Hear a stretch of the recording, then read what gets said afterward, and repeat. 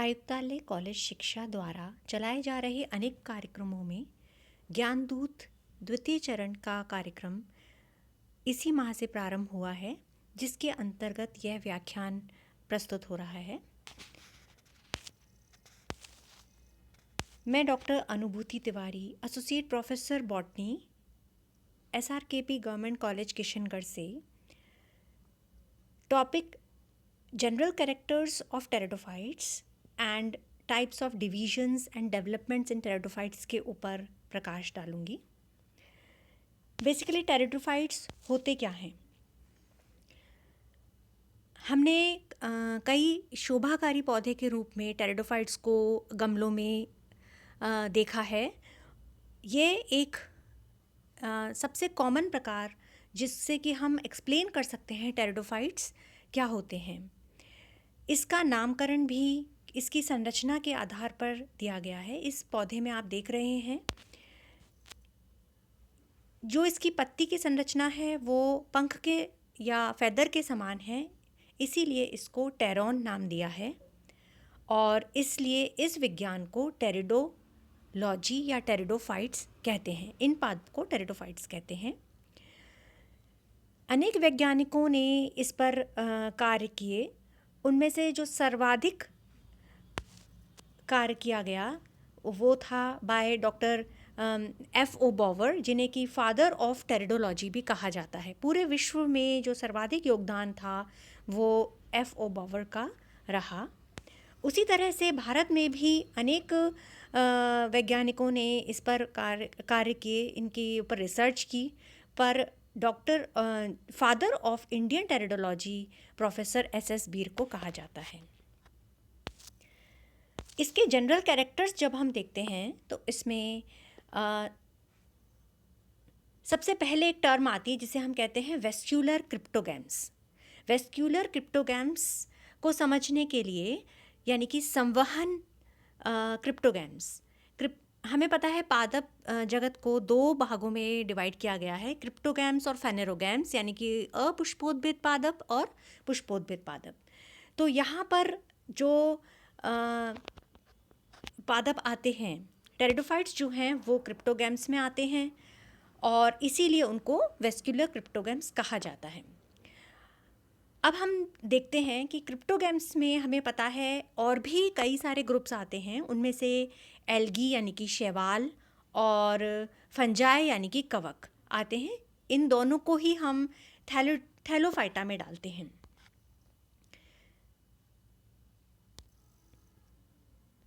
Thallophyta जो group है, यानी कि इनकी जो बॉडी है, प्लांट बॉडी जो है वो सुकाय होती है, यानी कि उनमें जड़, तना व पत्ती में विभेदन नहीं होता, इसलिए उनको हम थैलोफाइटा में डालते हैं।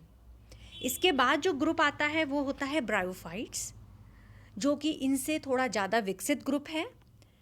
और सबसे विकसित ग्रुप जो क्रिप्टोगैम्स में होता है वो होता है टेरिडोफाइट्स। टेरिडोफाइट्स जो हैं वो एक अलग नाम ट्रेक्योफाइट्स से भी जाने जाते हैं। ट्रेक्योफाइट्स जो कि शब्द ट्रेकिया से निकला है। ट्रेकिया का मतलब होता है, देखिए जब हम संवहन तंत्र की बात कर रहे हैं, यहाँ बोल रहे हैं हम संवहन तंत्र विकसित होना शुरू हुआ है या विकसित हुआ है, तो इसमें संवहन तंत्र में दो क्षेत्र होते हैं। एक होता है जाइलम और एक होता है फ्लोएम। जाइलम का कार्य होता है जल को और जो खनिज पदार्थ होते हैं उनको ज़मीन में से, मृदा में से पूरे पादप की ओर लेके जाना, जहाँ पर कि वो पादप की विभिन्न क्रियाओं में उस जल को उपयोग में लिया जाता है। वहीं जो फ्लोएम है वो खाद्य पदार्थ जो पत्तियाँ संचित करती हैं, बनाती हैं फोटोसिंथेसिस के द्वारा, उसको पूरे पादप में पहुँचाया जाता है। तो अब यहाँ पर हम देख रहे हैं कि जो जाइलम है, जो टर्म जाइलम है ये वाली, इसमें ट्रैकीड्स होते हैं। ट्रैकीड्स यानी कि वाहिकाएं, दो टर्म्स होती हैं, वाहिकाएं और वाहिनिकाएं। तो यहाँ पर वाहिकाएं उपस्थित होती हैं जिन्हें कि हम ट्रैकीड्स कहते हैं। इसी शब्द से, ट्रैकीड्स शब्द से ही यहाँ पे नाम पड़ा है ट्रेकियोफाइटा। वो प्लांट्स जिनमें ट्रेकीड्स बनना शुरू हो गई हैं उन्हें हम ट्रेकियोफाइटा के अंतर्गत डालते हैं। इसीलिए इन प्लांट्स को हम ट्रू लैंड प्लांट्स कहते हैं। True land plant, first true land plant यानी कि पहले पादप जिन्होंने ज़मीन के ऊपर अपना, थल के ऊपर अपने को स्थापित करा, उन्हें हम फर्स्ट ट्रू लैंड प्लांट्स कहते हैं। क्योंकि इसके पहले वाले पादप जो आप देख रहे हैं जैसे एल्गी है, वो पूरी तरह से जल में होती है, या आप ब्रायोफाइट देखते हैं वो जल या के समीप होते हैं, यानी कि उनको जल, पूरी तरह से वो जल से दूर नहीं रह सकते। जबकि टेरिडोफाइट्स जैसे पादप हैं जिन्होंने पादप की विभिन्न चक्रों को तो वो जल के बिना पूर्ण कर लेते हैं, सिर्फ जनन के लिए उनको जल की आवश्यकता होती है। तो इसलिए यहाँ पर ये टर्म आती है फर्स्ट ट्रू लैंड प्लांट्स। अब अगला जो बिंदु है वो है इनकी पत्तियाँ। इनकी पत्तियाँ यानी कि पर्ण जो हैं वो दो तरह की होती हैं। कुछ पादप ऐसे होते हैं जिनमें बहुत छोटी पर्ण होती हैं और वो पूरी तने से चिपकी हुई होती हैं, तने को पूरा घेरे हुए होती हैं, इसलिए उनको हम माइक्रोफिलस या लघु पर्णी पर्ण कहते हैं। देखिए ये वाले, इस वाले पौधे में सिलेजिनेला का है एग्जाम्पल, उसमें पूरा तना जो है उसके ऊपर छोटी छोटी पत्तियां लगी हुई हैं जैसा आप चित्र में देख रहे हैं। वहीं दूसरा वाला जो चित्र है ये वाला, इसमें आप देखिए कि जो पत्तियां हैं वो ये नीचे ये तना है, राइजोम या स्टेम कह लीजिए इसको, और जो ऊपर वाला भाग है ये पूरा का पूरा ये पर्ण है जिसको कि फ्रॉन्ड कहते हैं। पूरी जो पत्ती है वो तने से काफ़ी दूर होती है और बड़ी होती है। तो ऐसे पादप जिनमें पत्तियां बड़ी होती हैं, तने से दूर तक जाती हैं, उनको हम मेगाफिलस लीव्स कहते हैं या गुरुपर्ण कहते हैं। इसी को जब हम स्टील के माध्यम से समझते हैं, स्टील हमने देखा स्टीलर सिस्टम जो टेरिडोफाइट्स में शुरू होता है, कई प्रकार की स्टील्स होती हैं और उनका डेवलपमेंट भी इस चैप्टर में है। अब यहाँ पर हम देखते हैं कि अगर ऐसी पर्ण है जिसमें कि जो कि लघु पर्ण है, यानी कि पत्तियाँ जो हैं तने के पास पास हैं, तो उनको दूर उसका जो संवहन तंत्र है वो इस तरह का आपको दिखेगा, यानी कि या तो वो प्रोटोस्टील होगा या वो डिक्टायोस्टील होगा।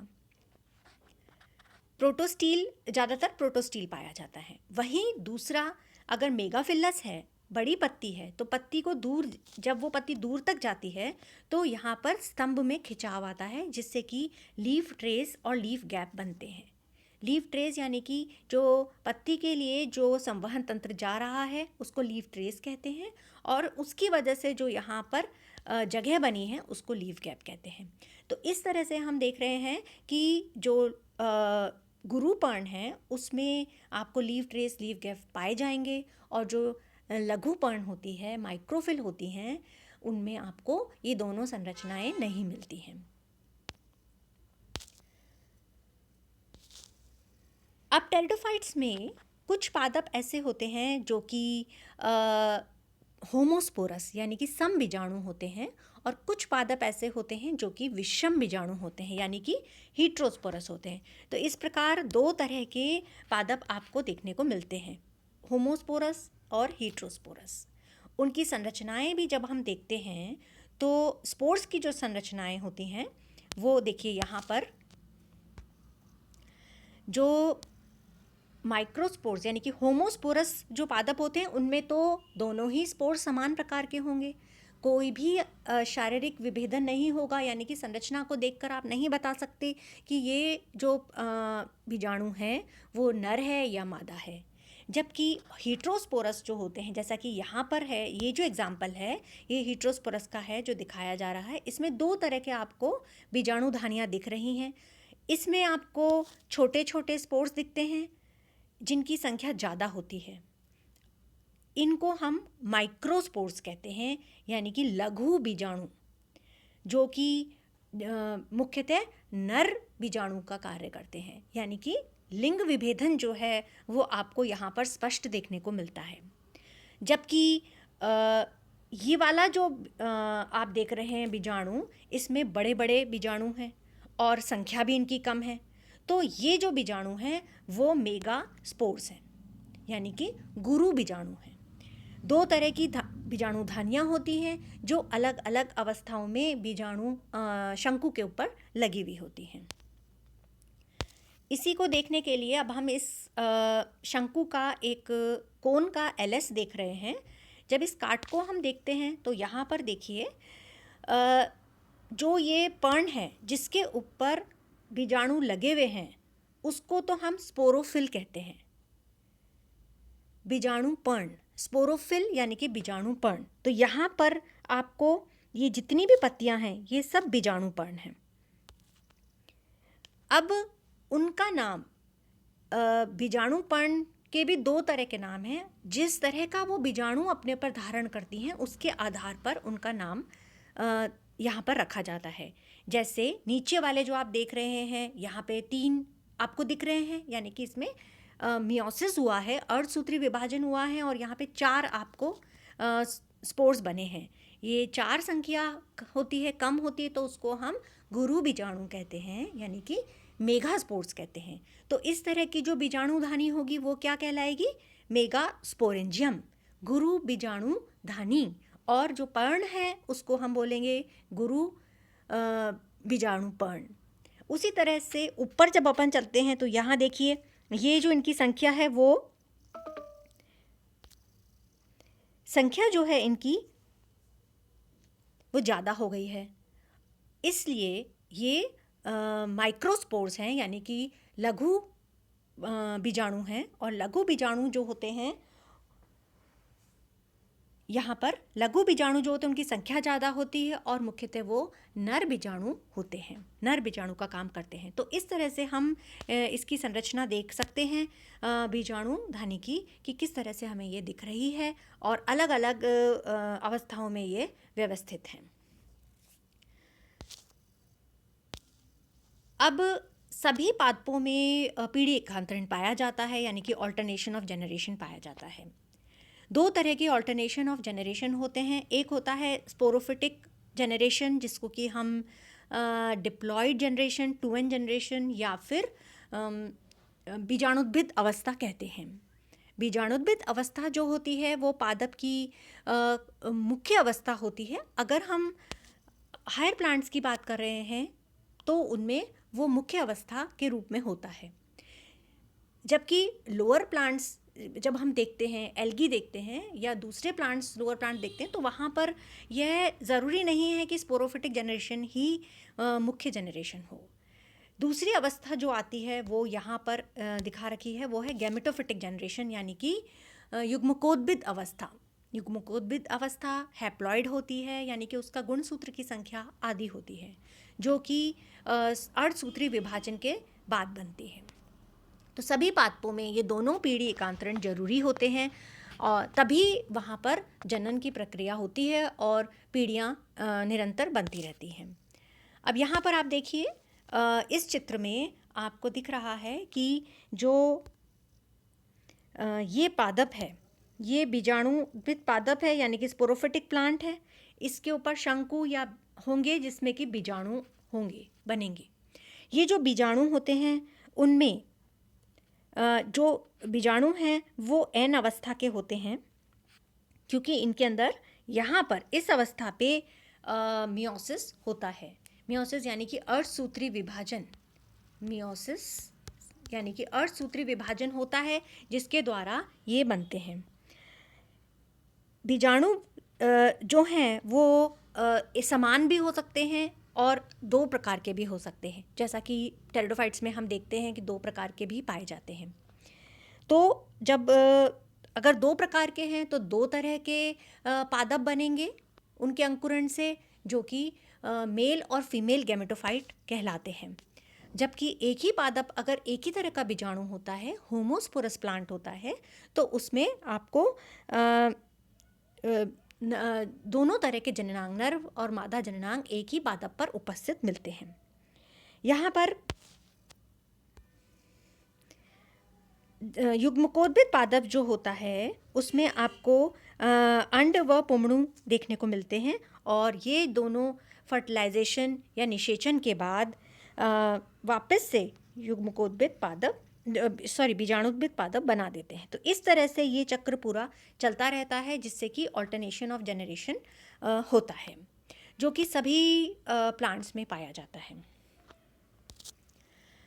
अब टाइप्स ऑफ डिवीजन और डेवलपमेंट इन टेरिडोफाइट्स जब हम देखते हैं, तो हम निरंतर जो भी प्लांट पढ़ेंगे उसमें आपको टाइप्स ऑफ डिवीजन्स को बार बार बताना पड़ेगा। तो इसी के लिए कुछ टर्मिनोलॉजीज़ हैं जो कि हम देखते हैं। सबसे पहले देखिए, यहाँ पे है ट्रांसवर्स डिवीजन।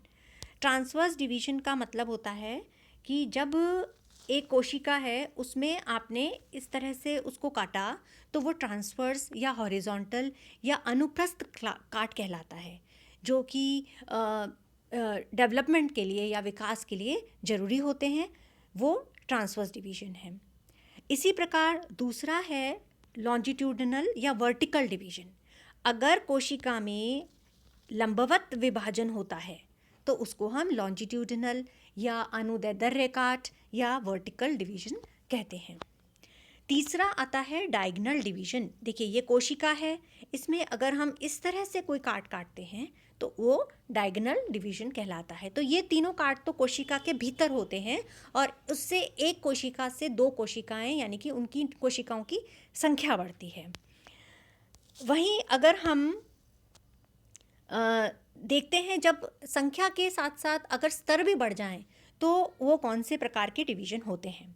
यहाँ पर ये देखिए, दो नाम हैं। पहला वाला जो डिवीजन है वो है पेरिक्लिनल डिवीजन, यानी कि परिणत विभाजन। देखिए, ये एक कोशिका है, अगर इसमें हम इसके स्तर को बढ़ाना हो तो हम इस तरह से विभाजन करेंगे।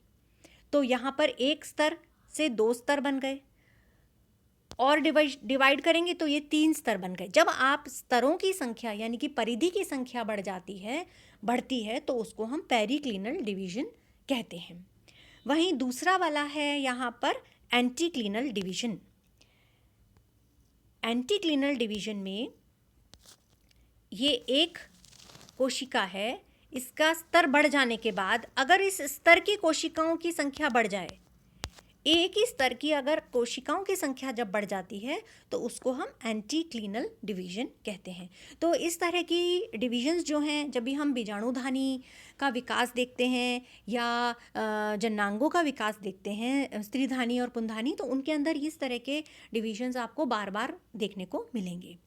तो 5 तरह के डिवीजन्स हैं जो कि कॉमन डिवीजन्स यहाँ पर होते हैं।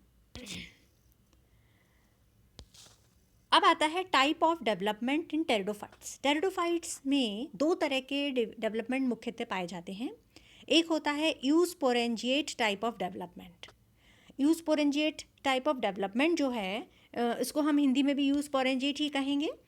यहाँ पर अगर एक स्तर है पूरा कोशिकाओं का, ये देखिए, ये पूरा स्तर है, कई सारी कोशिकाएं हैं, अगर उनमें डिवीजन शुरू होता है, सभी भाग लेती हैं, तो उसको हम यूस्पोरेंजिएट टाइप ऑफ डेवलपमेंट कहते हैं।